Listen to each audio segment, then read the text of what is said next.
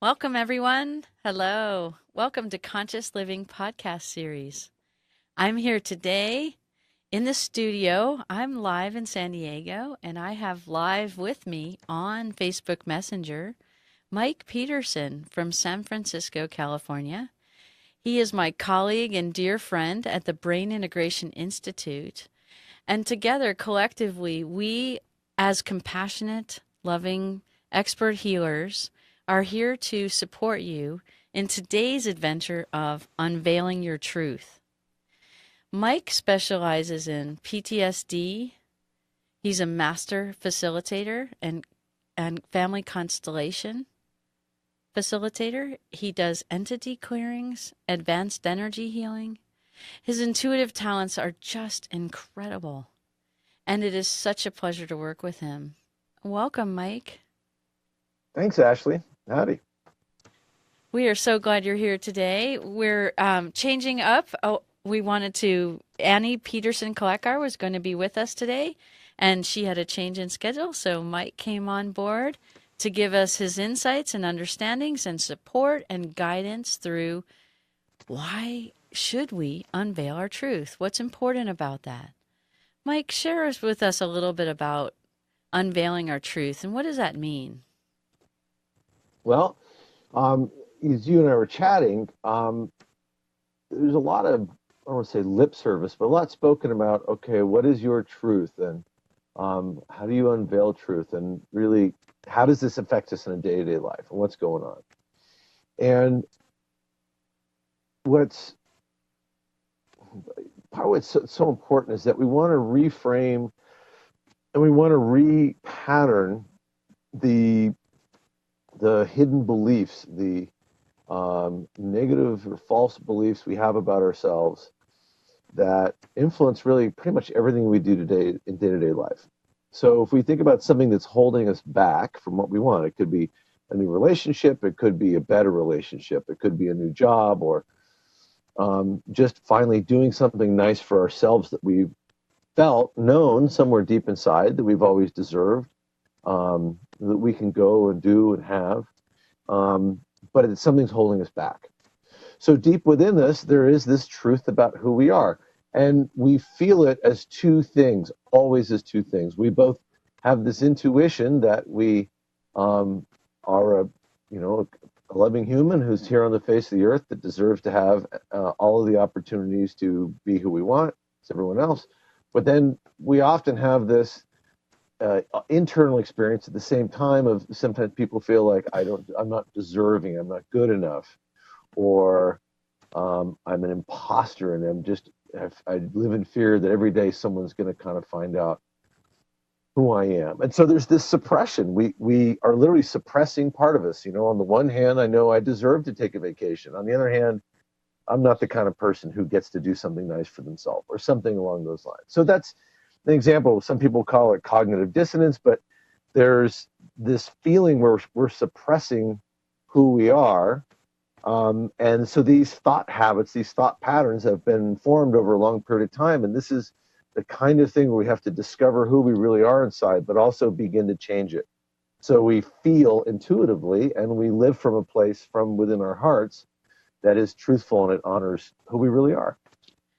Absolutely. That was really well spoken. I definitely agree with you and see that a lot of times we may veil our truth, or we may veil or not tell the truth or not express the truth either to ourselves or others because there's other mitigating reasons. And many times we view ourselves or others view us as we're not telling the truth because we're lying or we're manipulating or we want something from that other person, so we're being clever or shrewd or snide or all these other things, when in fact a lot of times we veil our truth because we are experiencing many misunderstandings, many overwhelms, many opportunities to think that we are getting what we want when in fact we're actually creating more problems around our lives and our experiences.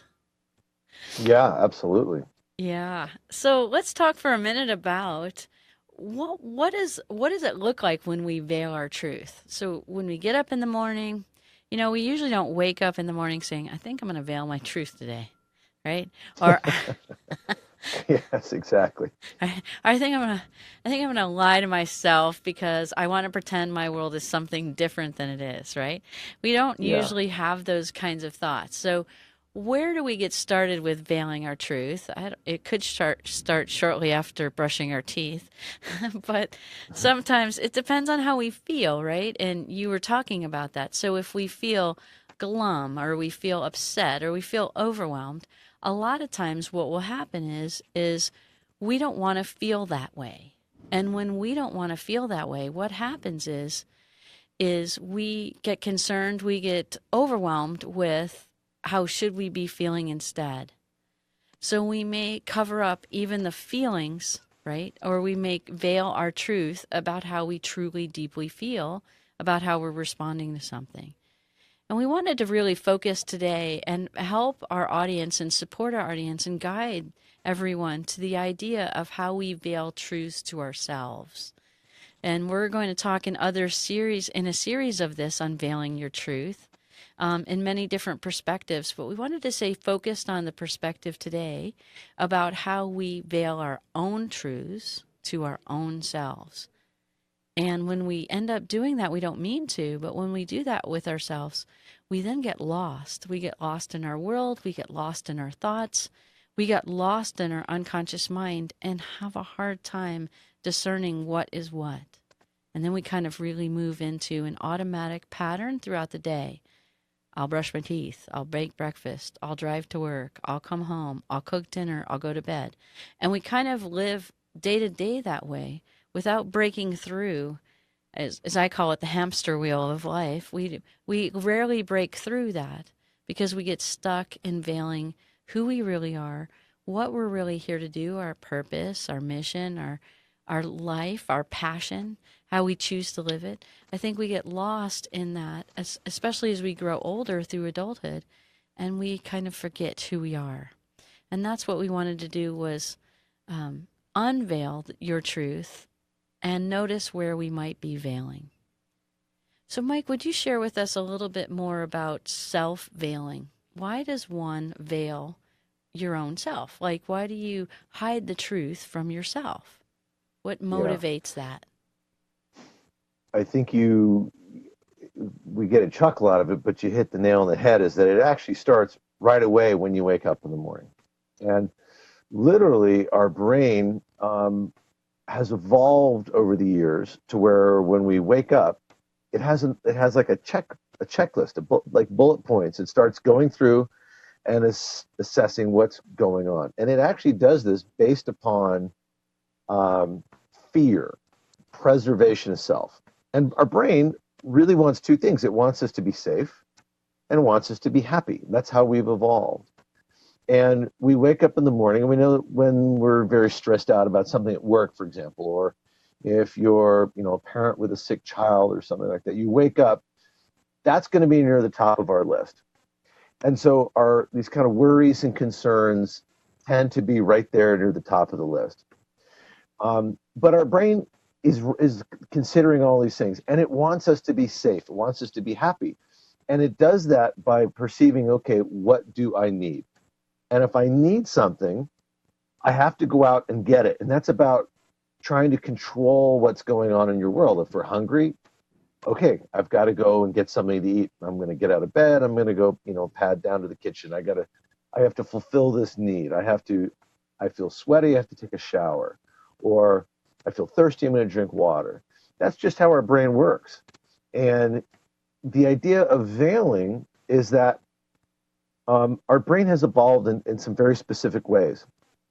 And specifically, if we don't feel like we deserve something, if we don't feel like we're good enough, um, our brain has a natural inclination to leap to the conclusion that there's something wrong with us.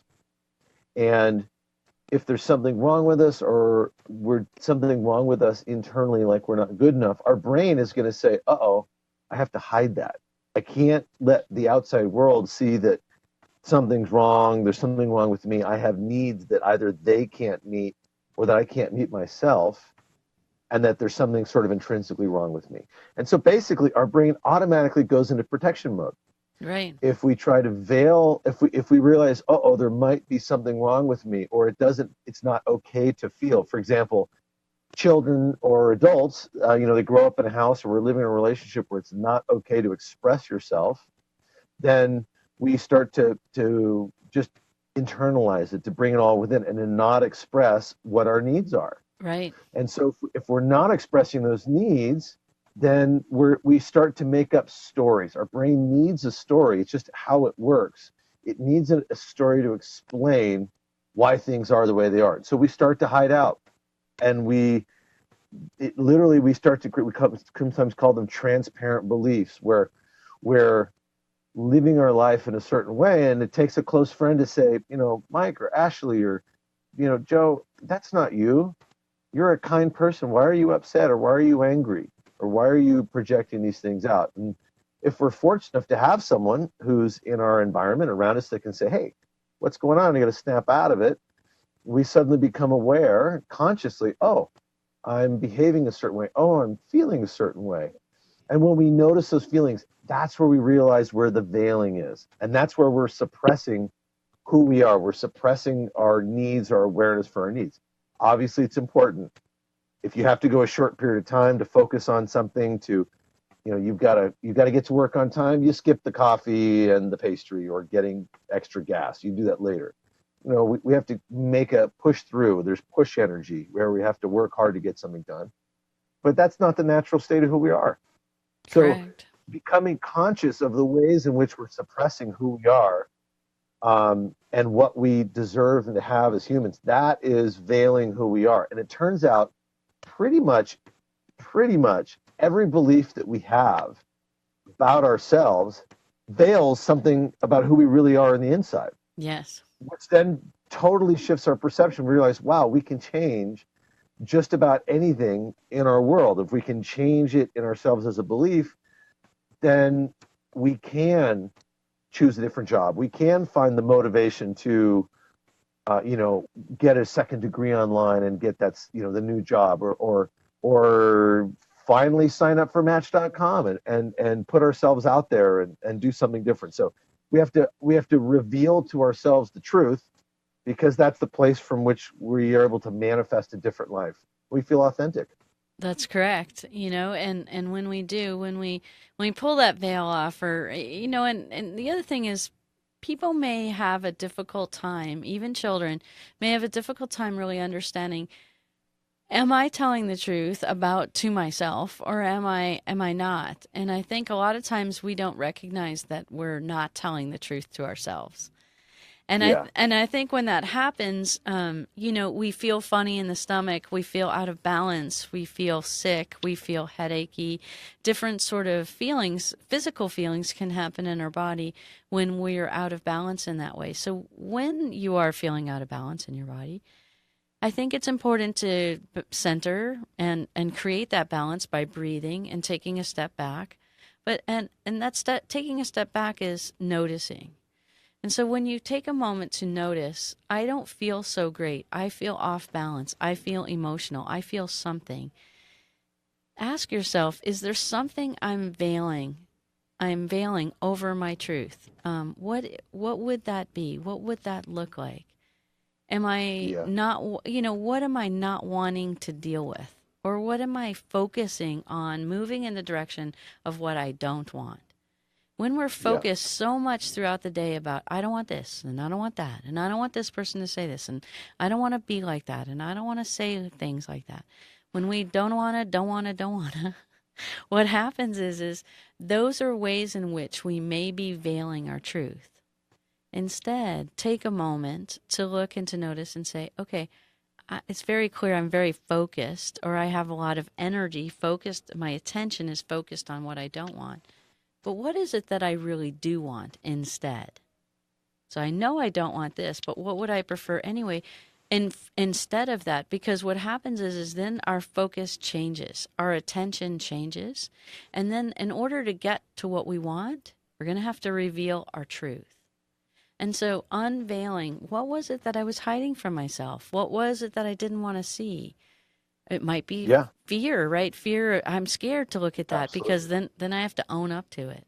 Or Well, you look at the, yeah, I mean, for example, you and I were discussing earlier, and you kind of nailed it on the head. We're so many things about, for the example of we go to a party. Now, maybe we're around a group of people we don't know, or we're at the office, we're at work, and we have to have lunch with some people. Maybe we don't know them or we don't feel comfortable.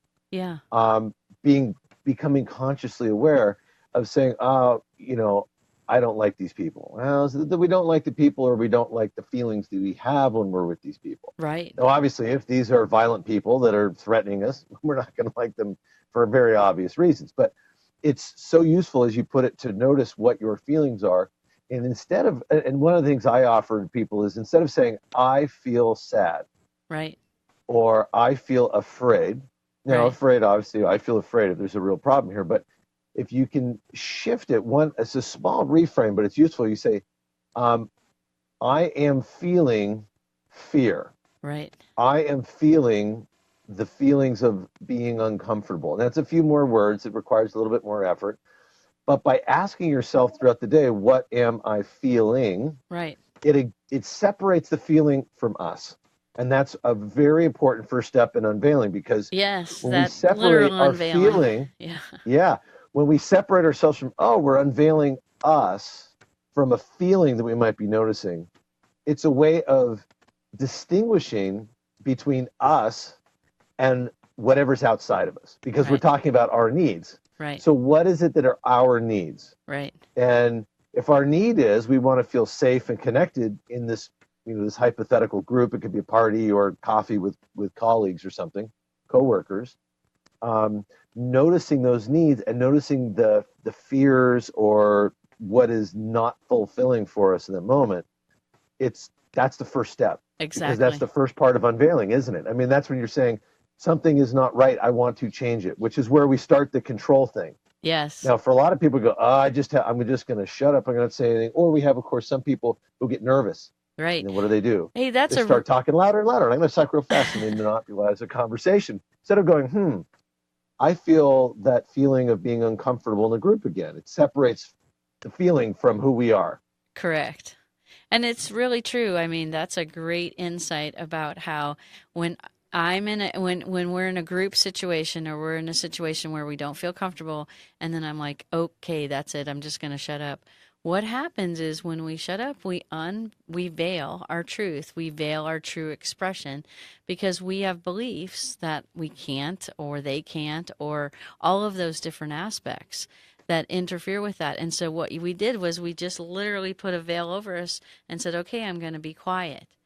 Instead, what we could do is we could say, no, wait a second. Just because I don't know what to say, or I believe they won't hear me, or they won't understand me, I could take the veil off. I can still be me.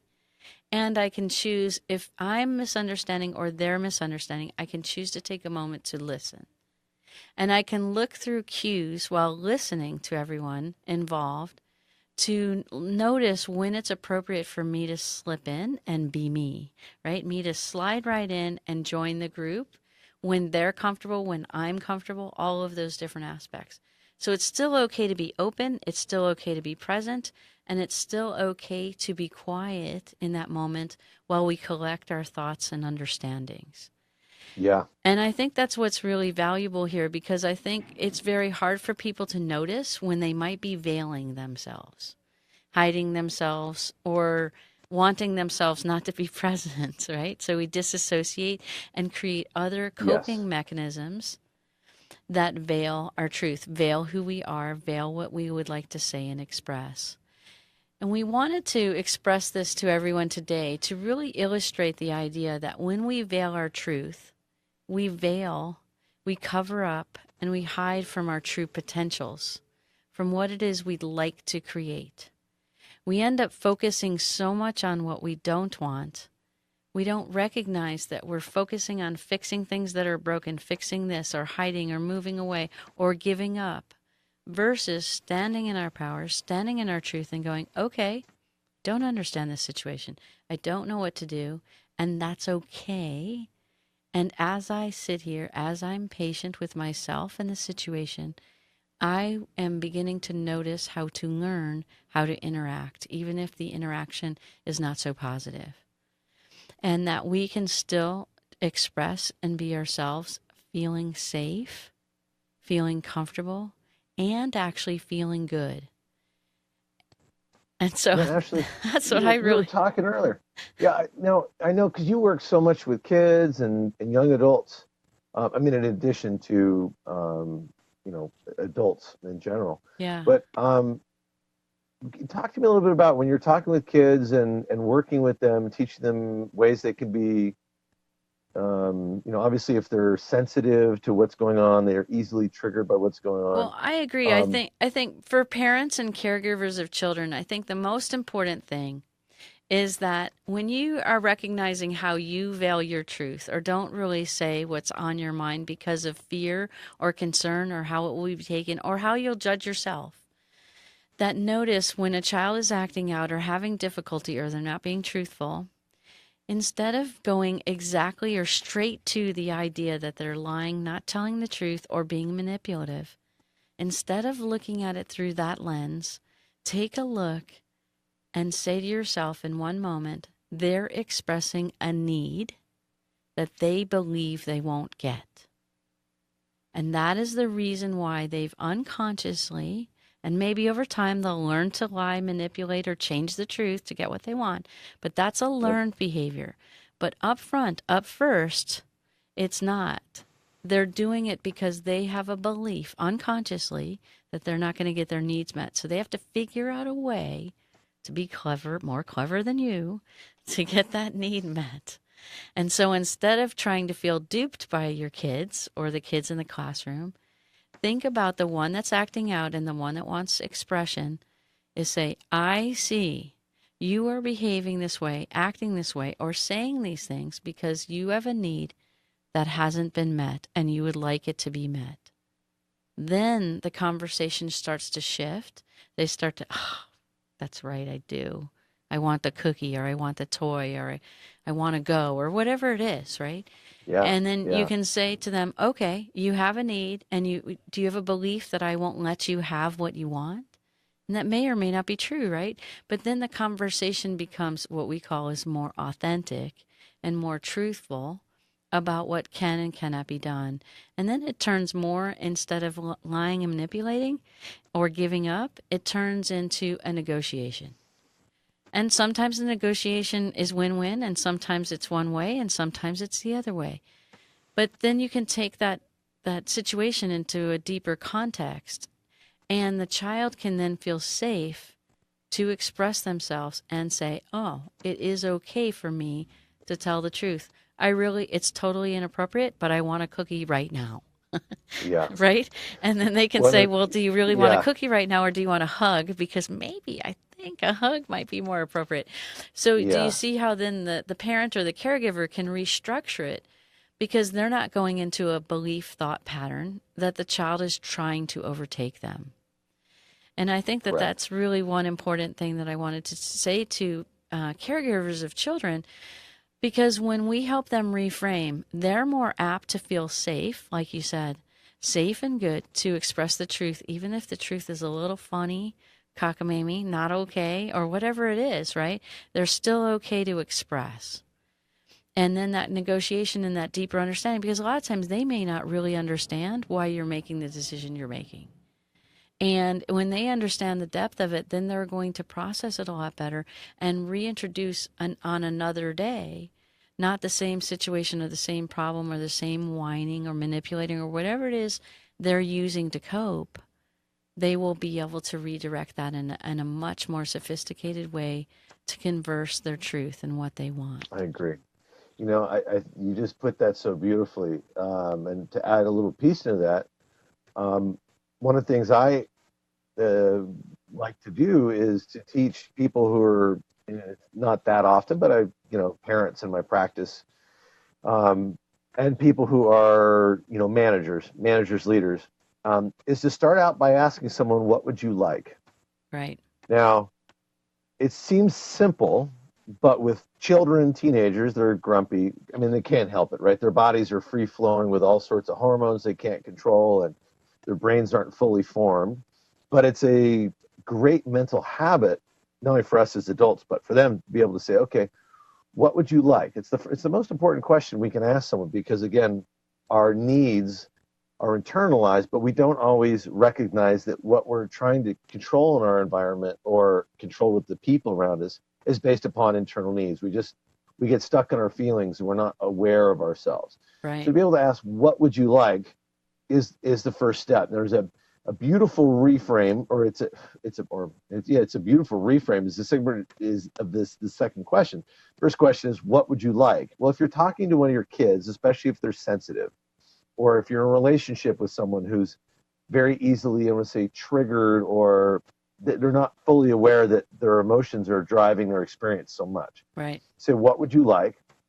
But the second part of the question is, what will having that do for you? And that's where we ask the question, which starts to unveil. It helps us get to the heart of our needs. And Right. it's such an immensely respectful way of helping someone. Two parts. One is realize that you actually care about their needs, their emotional needs. Right. And it also helps them become aware of, oh, I have a need. Like you said, for example, do you really want the candy bar or the cookie, or do you want a hug? Right. Because if we say, what do you want? I want a candy bar. Okay. Or, I want that cookie. Well, okay, so you want a cookie. And if you could have that cookie, what would having that do for you? Now, a kid's going to go, I don't know, I'd be happy. Or I wouldn't be grumpy or something. So, okay, so now we're able to get to what's there. But see, that's the veiling thing, right? Right. We, as Exactly. adults, we go through constantly, just all these moments in day-to-day life, we don't realize that just wanting, trying to control someone or something in our environment, reach out to the next thing to change our internal feelings or to suppress our internal feelings so we don't feel attacked. That's part about not being aware of our wants, our desires, but it goes beyond just cookies and rest. It's who we are deep inside at heart, and that's how we kind of start to unveil, away from things in day-to-day life like that, and you get to be closer to what is our truth, and what are our needs and desires as spiritual beings, as complete spiritual as well as physical beings. Oh, exactly. And I would love to conclude this podcast by expressing how amazing that is, that when we really do start to unveil our truths and express our needs, and when we express our needs and when they start to get addressed, as our needs get addressed, we begin to feel safer and safer, which creates deeper and deeper feelings of happiness and joy. That's what we're creating in our lives. That's our true nature. And that's why unveiling our truths, taking that moment to notice, really does support a happy and healthy lifestyle. And I thank you, Mike, so much for joining us today. It's a beautiful topic. We'll continue this topic. There's many aspects that are so vital to support health and happiness. And thank you so much, everyone, for joining us today. Thanks, Ashley. I look forward to more. Thanks. Bye bye. Bye.